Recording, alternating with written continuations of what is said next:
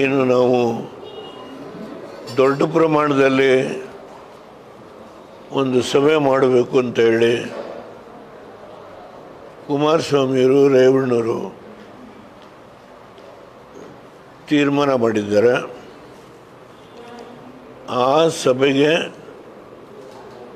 ಇವತ್ತು ಜಿಲ್ಲೆಯ ಎಲ್ಲ ತಾಲೂಕಿನ ಪ್ರಮುಖರು ಬಂದಿದ್ದಾರೆ.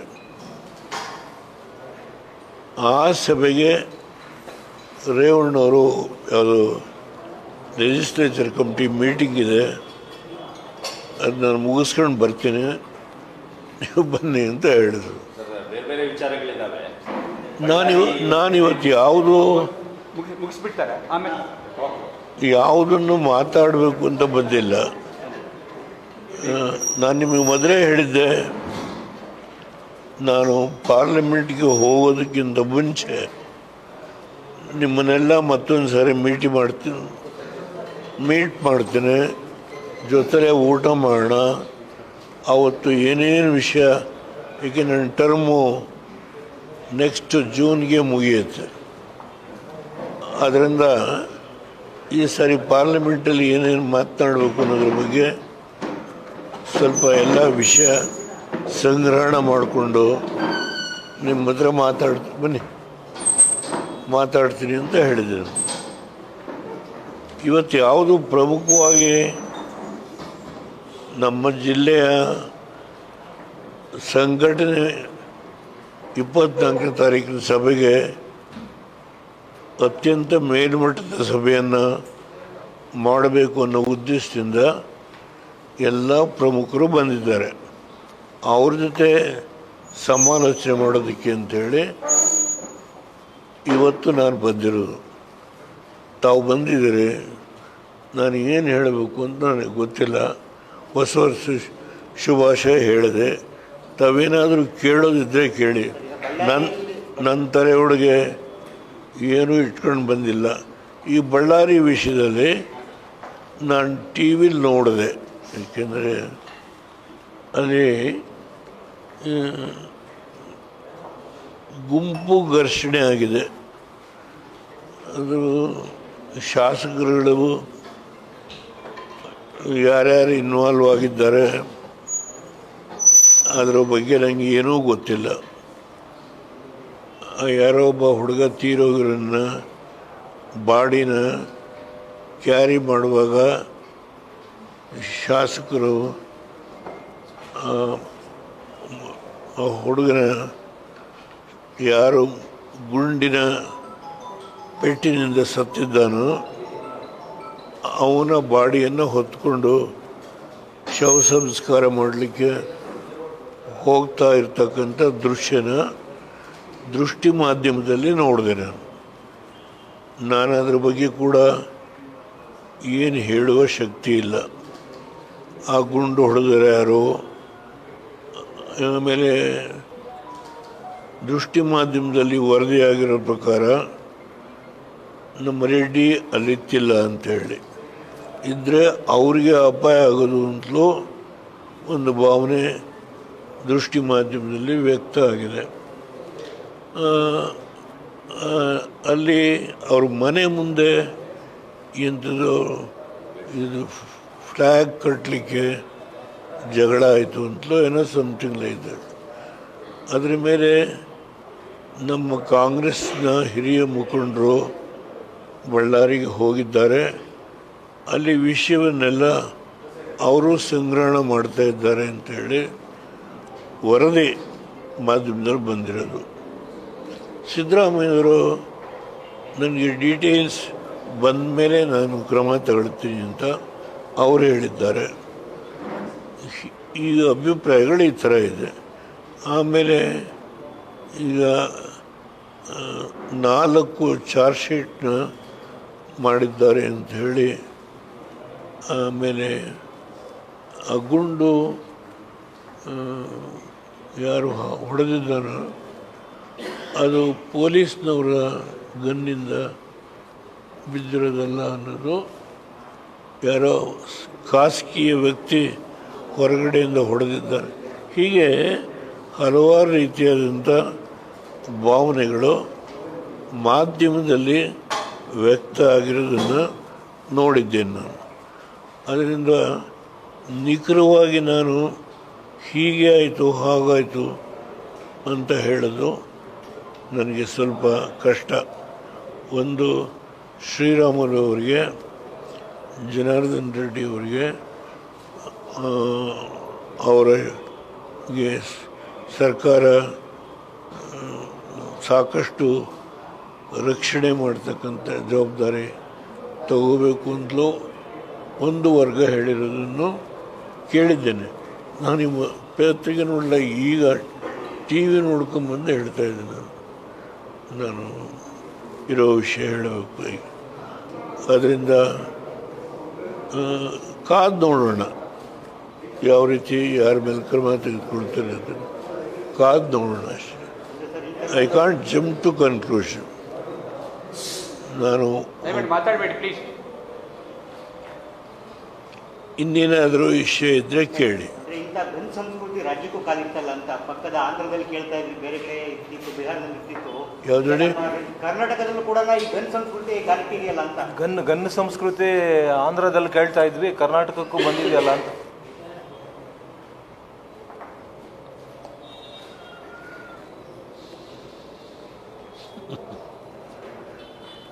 ನಾನು ಇದ್ರ ಬಗ್ಗೆ ಹೇಳೋದು ಕಷ್ಟ ಸರ್.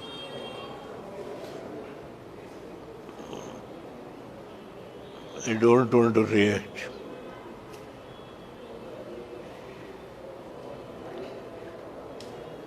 ಸರ್, ಕುಮಾರಸ್ವಾಮಿ ಅವರು ಮುಖ್ಯಮಂತ್ರಿ ಆಗಿದ್ದಂಥ ಸಂದರ್ಭದಲ್ಲಿ ಸಾರಾಯಿ ಮತ್ತು ಲಾಟ್ರಿ ಬ್ಯಾನ್ ಮಾಡಿದರು, ಸಾರಾಯಿನ ಬ್ಯಾನ್ ಮಾಡಿದರು. ಆ ಸಂದರ್ಭದಲ್ಲೂ ಬಳ್ಳಾರಿ ಮತ್ತು ಪಕ್ಕದ ಕೊಪ್ಪಳ ಜಿಲ್ಲೆಯಲ್ಲಿ ಇದೇ ರೀತಿಯಾದಂಥ ಪ್ರತಿಭಟನೆಗಳಾಗಿ 7 ಬಂದೂಕುಗಳನ್ನು ಸೀಸ್ ಮಾಡಿದ್ರು ಆ ಟೈಮ್ನಲ್ಲಿ. ಅದು ಈಗ ಮತ್ತೆ ಇಲ್ಲಿ ಎಂಟ್ರಿ ಆಗ್ತಿರೋದು ಯಾಕೆ? ಬಳ್ಳಾರಿಯಲ್ಲಿ ಇಷ್ಟೊಂದು ಗನ್ ಫೈರಿಂಗ್ ಎಲ್ಲ ನಡೀತಾ ಇದ್ರು, ಗೌರ್ಮೆಂಟ್ ಕೇರ್ ಮಾಡ್ತಿದೆ ಅಂತ ಅನ್ಸುತ್ತೆ ನಿಮಗೆ? ಅದ್ರ ಬಗ್ಗೆ ಕಡಿವಾಣನೇ ಇಲ್ಲ ಅಂತ ಅನ್ಸಲ್ವ? ನಾನು ಈ ಪ್ರಶ್ನೆಗೆ ಈ ಸಂದರ್ಭದಲ್ಲಿ ಉತ್ತರ ಕೊಡಲಿಕ್ಕೆ ಹೋಗಲ್ಲ. ಕುಮಾರಸ್ವಾಮಿಯವರ ಜೊತೆ ಸಂದರ್ಭ ಬಂದಾಗ ಅವರು ರಾಜ್ಯದ ಹಲವಾರು ಸಮಸ್ಯೆಗಳ ಬಗ್ಗೆ ಅವರಿಗೆ 2 ಸಾರಿ ಮುಖ್ಯಮಂತ್ರಿಯಾಗಿ ಏನೇನು ಕ್ರಮ ತೆಗೆದುಕೊಂಡ್ರು, ಅದಾದಮೇಲೆ ವಿರೋಧ ಪಕ್ಷದ ನಾಯಕನಾಗೂ ಏನೇನು ಅವರು ಹೋರಾಟ ಮಾಡಿದ್ದಾರೆ. ಇದೆಲ್ಲವನ್ನು ಅವರು ಹೇಳುವ ಸನ್ನಿವೇಶ ಸಮಯ ಬರಬಹುದು.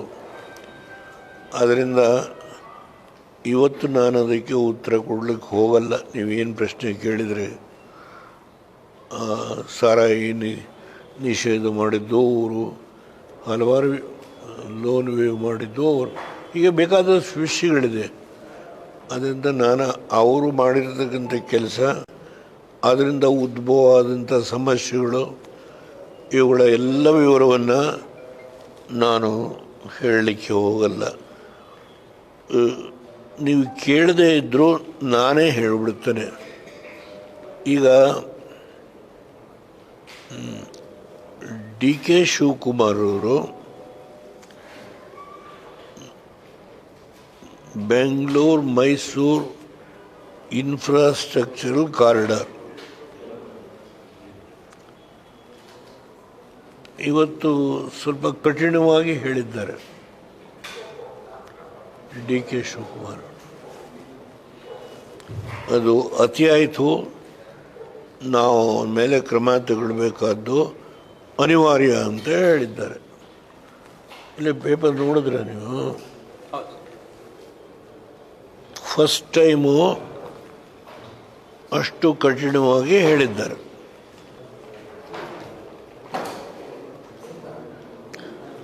ತುಂಬ ಸಂತೋಷ ಅವರು ಕ್ರಮ ತೆಗೆದುಕೊಂಡ್ರು.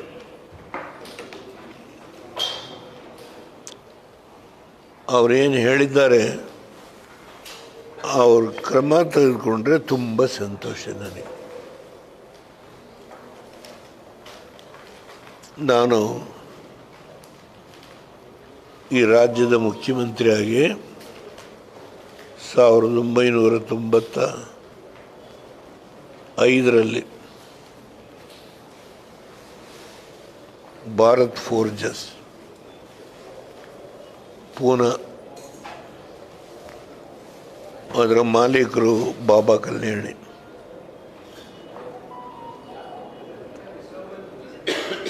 ಇನ್ನೊಂದು ನೈಸ್ ಇನ್ಫ್ರಾಸ್ಟ್ರಕ್ಚರಲ್ ಕಾರಿಡಾರ್, ಇನ್ನೊಂದು ಅಮೆರಿಕದ್ದು ಒಂದು ಕಂಪನಿ ಎಂಥದ್ದು ವೆನಿಜುಲಾ, ಮೆಸಚೂಟ್ ಗವರ್ನರ್ ಬಂದಿದ್ದ. ಈ ನೈಸ್ದು ಮೆಸಚೂಟ್ ಪ್ರಾಂತ್ಯದಲ್ಲೇ ರಿಜಿಸ್ಟರ್ ಆಗಿದೆ. ಇನ್ನೊಂದು ಅಮೆರಿಕನ್ದು ಕಂಪನಿ, ಅದನ್ನು ತರಲಿಲ್ಲ ಇಲ್ಲಿ. ಇವರು 3 ಜನ ಸೇರಿ ಡಾಕ್ಟರ್ ಮನಮೋಹನ್ ಸಿಂಗ್ ಅವರು ತಂದಂಥ ಉದಾರೀಕರಣ, ಆಮೇಲೆ ರಾಷ್ಟ್ರೀಕರಣ, ವಿದೇಶದಿಂದ ಹಣ ನಮ್ಮ ದೇಶದಲ್ಲಿ ಬಂದು ದೊಡ್ಡ ದೊಡ್ಡ ಉದ್ಯಮಿಗಳು ಹಣ ಇನ್ವೆಸ್ಟ್ ಮಾಡೋದಾದರೆ ನಾವು ಅವರಿಗೆ ವಿದ್ಯುತ್ ಶಕ್ತಿ, ನೀರು, ಜಮೀನು ಇದೆಲ್ಲ ಕೊಡ್ತೀವಿ ಅಂಥೇಳಿ ಡಾಕ್ಟರ್ ಮನಮೋಹನ್ ಸಿಂಗ್ ಅವರು ಆರ್ಥಿಕ ಸಚಿವರಾಗಿ ಘೋಷಣೆ ಮಾಡಿದರು. ನರಸಿಂಹರಾವ್ ಅವರು ಪ್ರಧಾನಮಂತ್ರಿಗಳು. ಆ ಸಂದರ್ಭ ನಾನು ಇಲ್ಲಿ ಮುಖ್ಯಮಂತ್ರಿ ಆಗಿದ್ದೆ.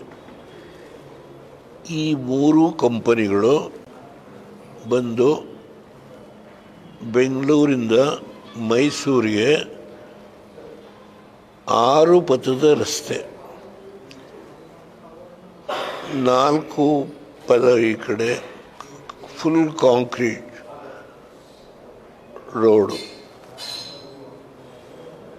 ಇನ್ನೊಂದು ಆಸ್ಫಾಲ್ಟ್ ರೋಡು, ಸಬ್ಸಿಕ್ವೆಂಟ್ಲಿ ಅದನ್ನು ಕೂಡ ಕಾಂಕ್ರೀಟ್ ಮಾಡೋದು. ಈ ಕಂಡೀಷನ್ ಮೇಲೆ 6 ಪಥದ ರಸ್ತೆ ಬೆಂಗಳೂರಿಂದ ಮೈಸೂರಿಗೆ. ಇದಕ್ಕೆ ಕಾರಣ ತಮಿಳ್ನಾಡಿನಿಂದ ಬೃಂದಾವನ್ ಗಾರ್ಡನ್ಸ್ಗೆ ಮಕ್ಕಳನ್ನು ಕರ್ಕೊಂಡು ಹೋಗ್ತಾಯಿದ್ರು, ಸ್ಕೂಲ್ ಮಕ್ಕಳನ್ನು. KRS ಹಿಂಭಾಗದಲ್ಲಿ ಏನು ನಮ್ಮ ಸ್ವಲ್ಪ ಆಕರ್ಷಣೆ ಮಾಡುವಂಥ ಲೈಟಿಂಗ್ ವ್ಯವಸ್ಥೆ ಮಾಡಿದ್ದೇವೆ. ನನ್ನ ಕಾಲದಲ್ಲೇ ಮಾಡಿದೆ ನಾನು. ಅಲ್ಲಿಗೆ ಹೋಗುವಾಗ ಬಸ್ಸು ಬಿಡದಿ ಹತ್ರ ಬಿದ್ದು 22 ಮಕ್ಕಳು ಸ್ಪಾಟಲ್ಲಿ ಡೆತ್ ಆದ. ಆ ಬ್ಯಾಕ್ಗ್ರೌಂಡಿಂದ ಈ ತೀರ್ಮಾನ ಮಾಡಬೇಕು ಅಂತ ಮಾಡಿದ್ವಿ.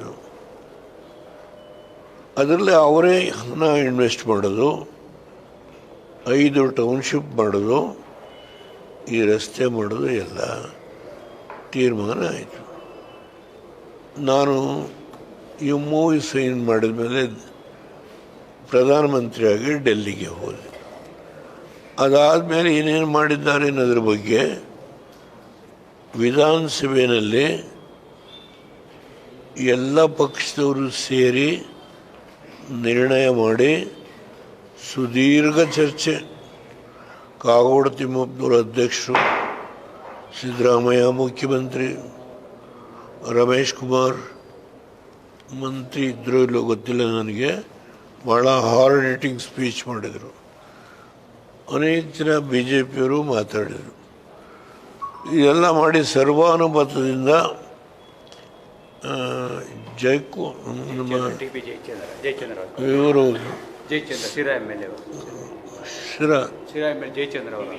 ಜಯಚಂದ್ರ ಅವರ ಅಧ್ಯಕ್ಷತೆಯಲ್ಲಿ ಸಮಿತಿ ಮಾಡಿ ಕೆಲವು ಕೋರ್ಟ್ನ ನ್ಯೂನತೆಗಳಿದೆ, ಅದನ್ನು ಸರಿಪಡಿಸಿ ಪ್ರಾಜೆಕ್ಟನ್ನು ಟೇಕ್ ಓವರ್ ಮಾಡಬೇಕು ಅಂತ ಮಾಡಿದರು.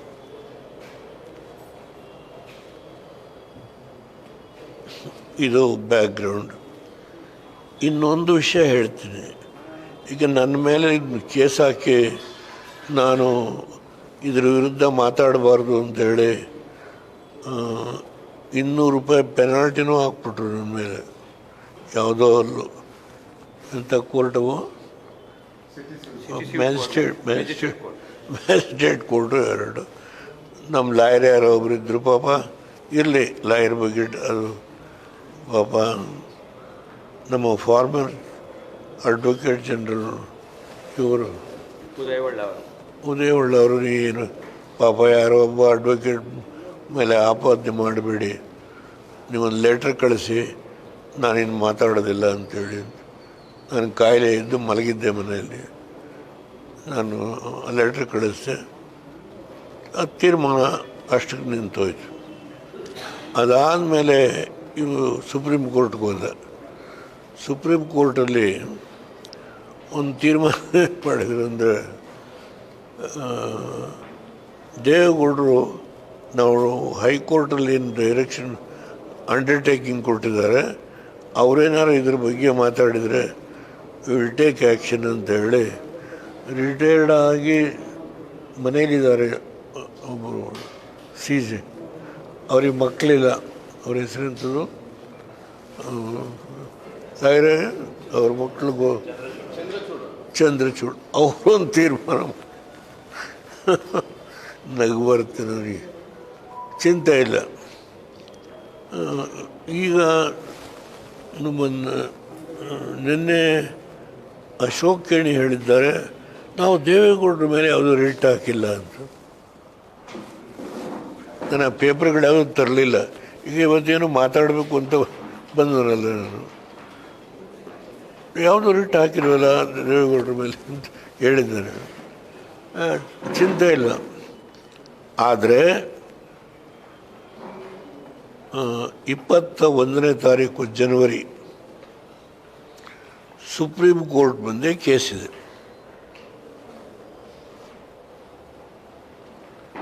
ನೈಸ್, ನೆಸೆಲ್, ಬೋವಾ ಕಲ್ಯಾಣಿ ಬೈ ನೇಮ್ ಅರ್ಜಿ ಹಾಕಿದೆ. ಪಾರ್ಟಿಗಳ್ಯಾರು ಇಲ್ಲಿ ಯಾವುದೋ 2 ಪ್ರೈವೇಟ್ ಪಾರ್ಟಿಗಳು, ಅವ್ರದ್ದು ಏನೋ ಜಮೀನಿರ್ಬೋದು, ನಂದು ಯಾವುದೂ ಜಮೀನಿಲ್ಲ. ಆದರೂ ನಾನು ಒಬ್ಬ ಪ್ರತಿವಾದಿ. ಆಮೇಲೆ ಪ್ಲ್ಯಾನಿಂಗ್ ಅಥಾರಿಟಿ, ಪೇಪರ್ ತರಲಿಲ್ಲ ನಾನು.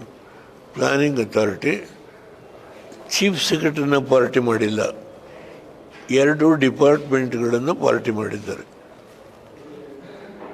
2 ನಿಮಿಷ ಬೇಕಾದರೆ ಹೇಳ್ತೀನಿ ಯಾವ್ಯಾವ ಅಂದರೆ ಆ 2 ಡಿಪಾರ್ಟ್ಮೆಂಟ್ಗಳು planning authority, BMICP planning authority ಮತ್ತು ಅರ್ಬನ್ ಡೆವಲಪ್ಮೆಂಟ್ ಅಥಾರಿಟಿ, 2 ಡಿಪಾರ್ಟ್ಮೆಂಟನ್ನು ಪಾರ್ಟಿ ಮಾಡಿದ್ದಾರೆ. ಆಮೇಲೆ 2 ಪ್ರೈವೇಟ್ ಪಾರ್ಟಿಗಳು ನನ್ನನ್ನು ಕೊನೆಯಲ್ಲಿ ಮಾಡಿದ್ದಾರೆ. ಆದರೆ ಬಾಬಾ ಕಲ್ಯಾಣಿನೇ ಇವತ್ತು ಅರ್ಜಿದಾರರು. Nice, ನೆಸೆಲ್ and Baba Kalyani petitioners. ಅದು 21ನೇ ತಾರೀಕು ಬರುತ್ತೆ. ಯಾರಾದರೂ ನಮ್ಮ ಸರ್ಕಾರ ಏನು ಕ್ರಮ ತಗೊಳ್ತಾರೆ ನೋಡಬೇಕಲ್ಲ. DK ಶಿವಕುಮಾರ್ ಹೇಳಿಬಿಟ್ಟಿದ್ದಾರೆ ಭಾಳ ಹಾರ್ಡಾಗಿ. ತುಂಬ ನಾನು ಭಾಳ ವೆಲ್ಕಮ್ ಮಾಡ್ತೇನೆ. ಸಿದ್ದರಾಮಯ್ಯನವರಿಗೆ ನಾನು ಪತ್ರ ಬರೆದಿದ್ದೀನಿ. 2024 ನಾನು ಆ ಪತ್ರದ ಕಾಪಿ ತರಲಿಲ್ಲ. 2024 ನಾನು ಪತ್ರ ಬರೆದಿರೋದು. ಎಷ್ಟು ಎಕರೆ ಭೂಮಿಯವರು ತಗೊಂಡಿದ್ದಾರೆ, ಯಾವ ಏರಿಯಾದಲ್ಲಿ ತಗೊಂಡಿದ್ದಾರೆ, ಹೇಗೆ ಜನಗಳಿಗೆ ಅನ್ಯಾಯ ಮಾಡಿದ್ದಾರೆ, ಇದ್ರ ಮೇಲೆ ನೀವು ಕ್ರಮ ತಗೋಬೇಕು ಅಂತೇಳಿ ಎಲ್ಲ ಡಿಟೇಲ್ ಪತ್ರ ಬರೆದಿದ್ದೇನೆ.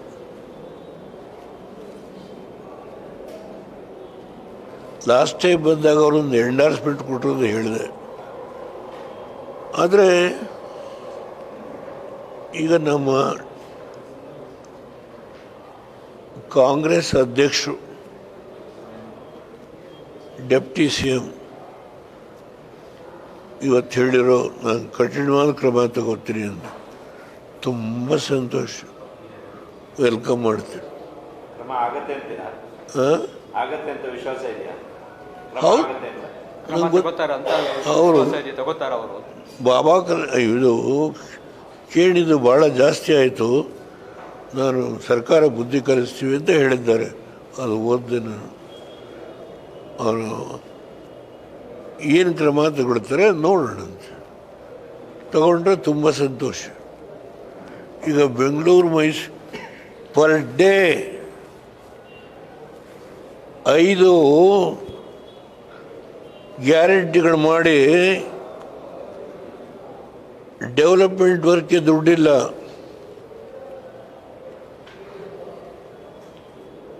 ನೀರಾವರಿಗೆ ದುಡ್ಡಿಲ್ಲ. ಇವತ್ತು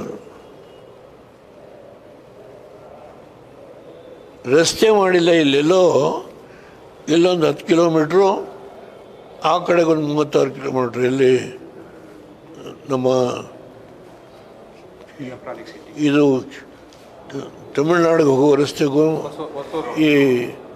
ಇಲ್ಲಿ ನಮ್ಮ ನೆಲಮಂಗಲಕ್ಕೆ ಹೋಗೋ ರಸ್ತೆ ಇದೆಯಲ್ಲ, ಅದಕ್ಕೆ ಕನೆಕ್ಷನ್ ಕೊಟ್ಟಿರೋದು ಇಷ್ಟೇ. ಪರ್ ಡೇ ಇವತ್ತು 2 ಕೋಟಿ 2.5 ಕೋಟಿ ಪರ್ ಡೇ. ಸದನ ಸಮಿತಿಯಲ್ಲಿ ಬರೆದ್ರು ಅವನಿಗೆ ಅಧಿಕಾರ ಇಲ್ಲ ಟ್ಯಾಕ್ಸ್ ಕಲೆಕ್ಟ್ ಮಾಡೋದಕ್ಕೆ ಅಂತ. ಏನು ಕಂಡೀಷನ್ ಇದೆ ಅಂದರೆ, ಈ ರಸ್ತೆ ಮೈಸೂರುವರೆಗೂ ಕಂಪ್ಲೀಟ್ ಮಾಡಿದ ಮೇಲೆ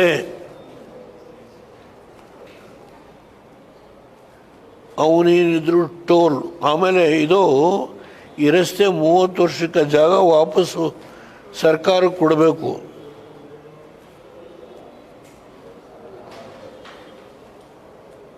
ಇದು MOU ಸೈನ್ ಆಗಿರೋದು. ಆದರೆ ಕೆಲವರು ಮಹನೀಯರು ಅವ್ರಿಗೆ ಕೊಡಬೇಕು ಅಂತಲೂ ಕೆಲವು ನಿರ್ಣಯಗಳು ಮಾಡಿದ್ದಾರೆ. ಇದೆಲ್ಲ ತುಂಬ ವಿಷಯ ಇದೆ.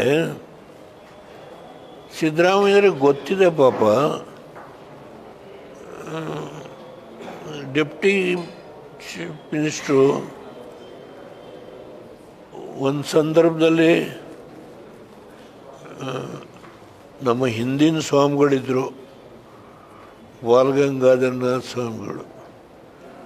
ಆಗ ಅವ್ರಿಗೊಂದು ಸನ್ಮಾನ ಮಾಡಿಬಿಟ್ರು. ಕೀಣಿಗೆ ಅದರಲ್ಲಿ ನಮ್ಮ ಡೆಪ್ಟಿ ಚೀಫ್ ಮಿನಿಸ್ಟ್ರು, ಕಾಂಗ್ರೆಸ್ ಅಧ್ಯಕ್ಷರು ಆ ಸಭೆಯಲ್ಲಿ ಭಾಗಿಯಾದರು. ನಾನು ತುಂಬ ವಿಷಯ ಇದೆ, ಸೋನಿಯಾ ಗಾಂಧಿಗೆ ಬರೆದಿರೋ ಕಾಗದ, ರಾಹುಲ್ ಗಾಂಧಿಗೆ ಬರೆದಿರೋ ಕಾಗದ, ಯಾರ್ಯಾರಿಗೆ ಪತ್ರ ಬರೆದಿದ್ದೇನೆ, ಮನಮೋಹನ್ ಸಿಂಗ್ ಬರೆದಿರೋ ಕಾಗದ. ಈ ರಾಜ್ಯ ನಾಶ ಮಾಡಿದರು. ನಿಮ್ಮ ಉದಾರೀಕರಣದ ನೀತಿಯಿಂದ ನನ್ನ ರೈತರು ಕಣ್ಣಲ್ಲಿ ನೀರಾಗ್ತಾ ಇದ್ದಾರೆ. ಅವ್ರನ್ನ ಸಂಪೂರ್ಣವಾಗಿ ಇವತ್ತು ಇಷ್ಟೊಂದು ದೌರ್ಜನ್ಯ ನಡೆದಿದೆ ಎಲ್ಲ ಬರೆದಿದ್ದೀನಿ. ನಾನಿವತ್ತು ನಿಮ್ಮ ಮುಂದೆ ಮಾತಾಡೋಕ್ಕೆ ಬಂದಿಲ್ಲ. ಆದರೂ ನಿಮಗೆ ಈ ಬಳ್ಳಾರಿದು ಕೇಳಿದರೆ ಇದ್ರ ಬಗ್ಗೆ ಸಿದ್ದರಾಮಯ್ಯನವರು ಕ್ರಮ ತಗೊಳ್ತೀನಿ ಅಂತ ಹೇಳಿದ್ದಾರೆ. ನಮ್ಮ ಗೃಹ ಮಂತ್ರಿಗಳು ತುಂಬ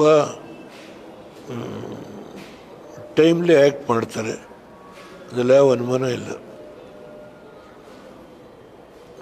ಆದರೆ ಅವರು ಮುಖ್ಯಮಂತ್ರಿ ಆಗೋದ್ರ ಬಗ್ಗೆ ಆಸಕ್ತಿ ನಂದು ಇದೆ ಅಂತ ಹೇಳಿದ್ದಾರೆ. ಇದರಲ್ಲಿ ಈ ಕಡೆ ಸ್ವಲ್ಪ ಗಮನ ಹರಿಸ್ಬೇಕಷ್ಟೇ.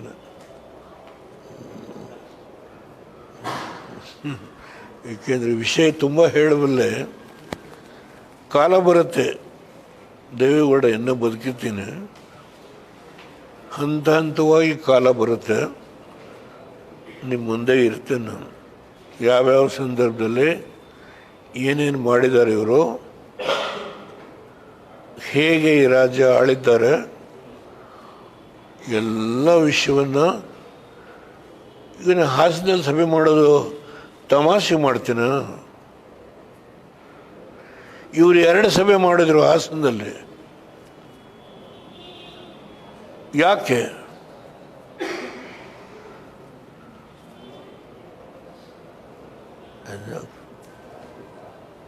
ಟೈಮ್ ಹಾಗಾಗಿ ಬರುತ್ತೆ. Time and tide cannot be stopped by anybody. ಸಮುದ್ರದ ಅಲೆಗಳು ಟೈಮನ್ನು ನಿಲ್ಸೋಕ್ಕೆ ಯಾರ ಕೈಲೂ ಸಾಧ್ಯ ಇಲ್ಲ. ನಿಮ್ಮನ್ನು ಕರೀತಾನೆ.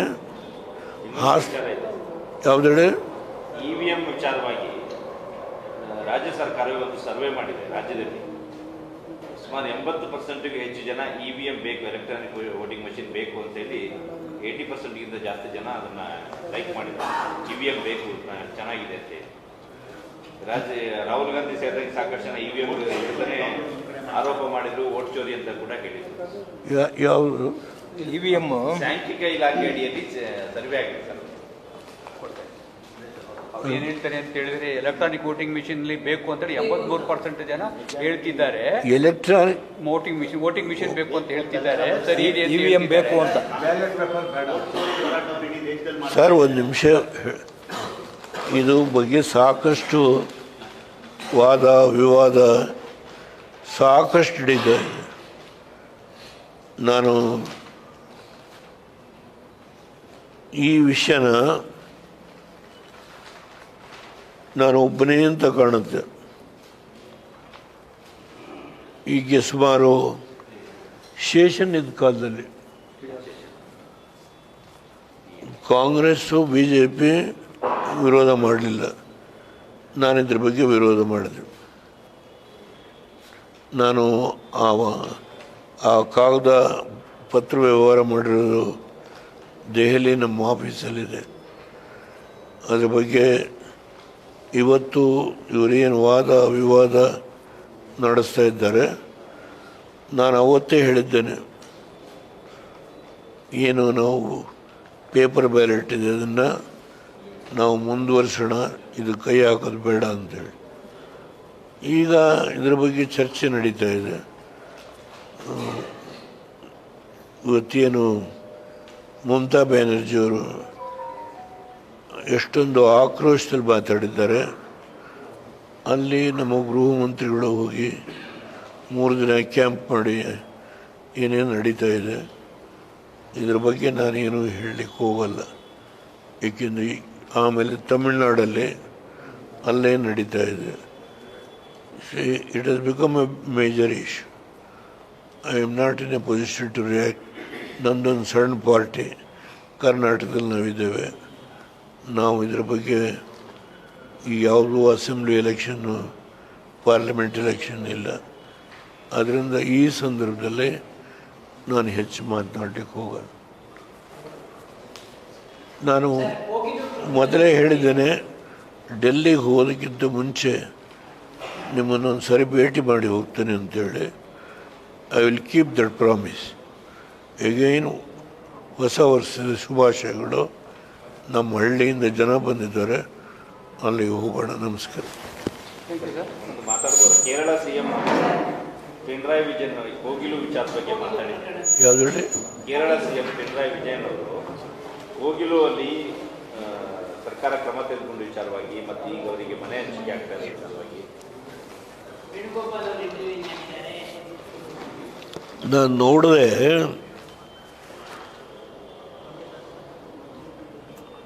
ಅಲ್ಲಿ ಬರೀ ಕೇರಳದವರೇ ಇದ್ದಾರೆ ಅಂತ ಅನಿಸಲ್ಲ, ಬಂಗಾಳದವರು ಇದ್ದಾರೆ ಅಂತ ಅನಿಸ್ತದೆ. ಗೊತ್ತಿಲ್ಲ, ನಾನು ನೋಡಿದ್ದೀನಿ. ಕೇರಳದವರು ಇರ್ಬೋದು, ಬಂಗಾಳದವರು ಇರ್ಬೋದು, ಇನ್ನೂ ಬೇರೆ ಕಡೆಯಿಂದ ಬಂದಿರೋರು ಇರ್ಬೋದು. If you don't mistake me, ಇದು ಯಾವುದೋ ಒಂದು ಜಾಗದ ವಿಷಯದಲ್ಲಿ ಇಷ್ಟೊಂದು ಏನು ಪರ ವಿರೋಧ ವಾದ ವಿವಾದ ಕಳೆದ 4-5 ದಿನದಿಂದ ಕೇರಳದ ಮುಖ್ಯಮಂತ್ರಿಗಳು, ಕರ್ನಾಟಕದ ಮುಖ್ಯಮಂತ್ರಿಗಳು, ಕೇರಳದ ಕಾಂಗ್ರೆಸ್ ಮುಖಂಡರು ಏನು ವಿಜೃಂಭಿಸ್ತಾ ಇದ್ದಾರೆ. ಬೆಂಗಳೂರಲ್ಲಿ ಎಷ್ಟು ಅನ್ಆಥರೈಸ್ಡ್ ಸ್ಲಮ್ಸ್ ಇದ್ದಾವೆ. ನನ್ನ ವೀಲ್ ಚೇರಲ್ಲೇ ಬರ್ತೀನಿ, ನಾನು ಕಾರಲ್ಲಿ ಬರ್ತೀನಿ, ಆ ಸ್ಲಮ್ ಒಳಗೆ ಹೋಗೋ ವೀಲ್ ಚೇರಲ್ಲಿ ಕರ್ಕೊಂಡು ಹೋಗ್ತೀನಿ, ಬನ್ನಿ ನನ್ನ ಜೊತೆಗೆ. ಎಷ್ಟು ಅನ್ಆಥರೈಸ್ಡ್ ಸ್ಲಮ್ಸ್ ಇದ್ದಾವೆ, ಯಾವ್ಯಾವ ಕಡೆಯಿಂದ ಬಂದು ಜನ ಸೇರಿದ್ದಾರೆ, ಕರ್ನಾಟಕದಲ್ಲಿ ಎಷ್ಟು ಜನ ಇದ್ದಾರೆ ಸ್ವಲ್ಪ ನೋಡೋಣ.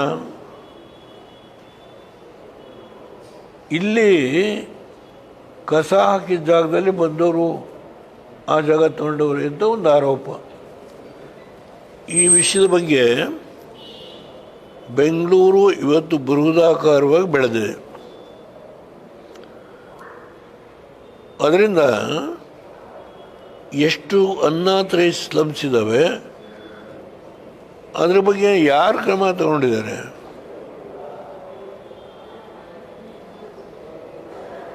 ಇಲ್ಲಿ ಯಾವುದೋ ಒಂದು ಘಟನೆ ನಡೀತು, ಅದರ ಬಗ್ಗೆ ನೀವು ಗಮನ ಹರಿಸಿದಿರಿ.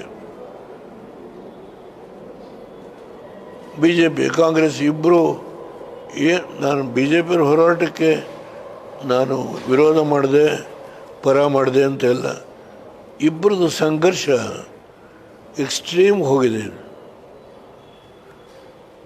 5 ವರ್ಷದಿಂದ ದುಡ್ಡು ಕಟ್ಟಿ ಅವ್ರಿಗೆ ಮನೆ ಕಟ್ಟಲಿಲ್ಲ, ಮನೆ ಕೊಡಲಿಲ್ಲ.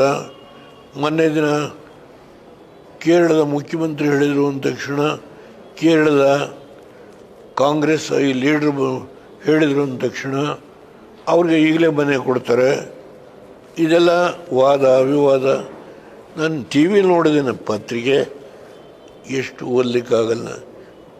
ನಿಮ್ಮ ದೃಷ್ಟಿ ಮಾಧ್ಯಮ ಇಮ್ಮಿಡಿಯೇಟಾಗಿ ಕ್ಯಾಚ್ ಮಾಡ್ಬೋದು. ನಡೀತಾ ಇದೆ ಇದು ವಾದ ವಿವಾದ. ಅದರಿಂದ ಇಡೀ ಬೆಂಗಳೂರಿನ ಸುತ್ತ ಎಷ್ಟು ಅನ್ನಾದ್ರಿ ಸ್ಲಮ್ಸ್ ಇದ್ದಾವೆ ನೋಡೋಣ. ನಾನು ಮುಖ್ಯಮಂತ್ರಿ ಆಗಿದ್ದಾಗ ಒಂದು ಮನೆ ಓಡಲಿಲ್ಲ. 18 ತಿಂಗಳು ಮುಖ್ಯಮಂತ್ರಿ ಇದ್ದೆ ನಾನು. ಇಲ್ಲೇ ತಿಪ್ಪೇಸ್ವಾಮಿ ಅವರಿದ್ದಾರೆ. ನಂದಿನಿ ಲೇಔಟು ನಾನು ಪುಸ್ತಕ ಓದಬೇಕಾಗಿಲ್ಲ, ತಲೆ ಒಳಗಿರೋದಿಲ್ಲ. 850 ಮನೆ ಹೊಡಿಬೇಕು ಅಂತ ಹೇಳಿ ಬುಲ್ಡೋಸರ್ ತೊಗೊಂಡು ನಿಲ್ಲಿಸ್ಕೊಂಡಿದ್ದಾರೆ. ರಾತ್ರಿ 12 ಗಂಟೆಗೆ ಬಂದರು ನಮ್ಮ ಮನೆ ಹತ್ರ. ಅಂದರೆ ನಮ್ಮ ಮನೆಯೆಲ್ಲ ಮುಖ್ಯಮಂತ್ರಿ ಮನೆ ಹತ್ರ. ಏನು ಹೊರಗಡೆ ಬಾಯಿ ಬಳ್ಕೊತಿದ್ದಾರೆ. ಕೆಳಗಡೆ ಬಂದು ಏನು ಸಮಾಚಾರ ಅಂದರೆ, ಈಗೆಲ್ಲ ಬುಲ್ಡೋಸರ್ ನಿಲ್ಲಿಸ್ಬಿಟ್ಟಿದ್ದಾರೆ ಅಂದರು. ಲಕ್ಷ್ಮೀ ವೆಂಕಟಾಚಲಂ ಆವತ್ತು BDA ಕಮಿಷನರು. ನಾನು ಹೇಳಿದೆ ಬೆಳಗ್ಗೆ 6 ಗಂಟೆಗೆ ನಾನು ಬರ್ತೀನಿ, ನೀವು ಹೋಗಿ. ನೀವು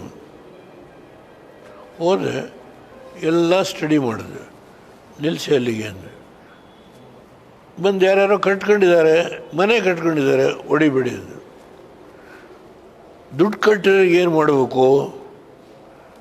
ದುಡ್ಡು ಕಟ್ಟೋರಿಗೆ ಬೇರೆ ಜಾಗ ಅಷ್ಟೇ ವಿಸ್ತೀರ್ಣನ ಬೇರೆ ಕಡೆ ಸೆಲೆಕ್ಟ್ ಮಾಡಿ ವಿತಿನ್ 2 months ಮನೆ ಕಟ್ಟಬೇಕು ನಾನು ಆರ್ಡರ್ ಮಾಡಿದೆ. ಅವ್ರಿಗೆ ಸರ್ಕಾರ ನಾವೇ ಹಣ ಕೊಡ್ತೀವಿ, ಅವ್ರಿಗೆ ಮನೆ ಕಟ್ಸ್ಕೊಡ್ಬೇಕು ಅಂತ. They all agreed, the matter was stop. ಯಾರನ್ನೋ ಯಾವ ಕಡೆಯಿಂದ ಬಂದನು, ಯಾವ ಊರಿಂದ ಬಂದನು, ನಾನು ಅದೆಲ್ಲ ಕೇಳಲಿಕ್ಕೆ ಹೋಗಲಿಲ್ಲ. ಬನ್ನಿ, ಇದೆಲ್ಲ ನಾವು ಮುಖ್ಯಮಂತ್ರಿಯಾಗಿ ಕೆಲಸ ಮಾಡಿದ್ದೀವಿ, ಪ್ರಧಾನಮಂತ್ರಿಯಾಗಿಯೂ ಕೆಲಸ ಮಾಡಿದ್ದೀನಿ. I know what is administration. Thank you, sir. Thank you very much. Thank you very much.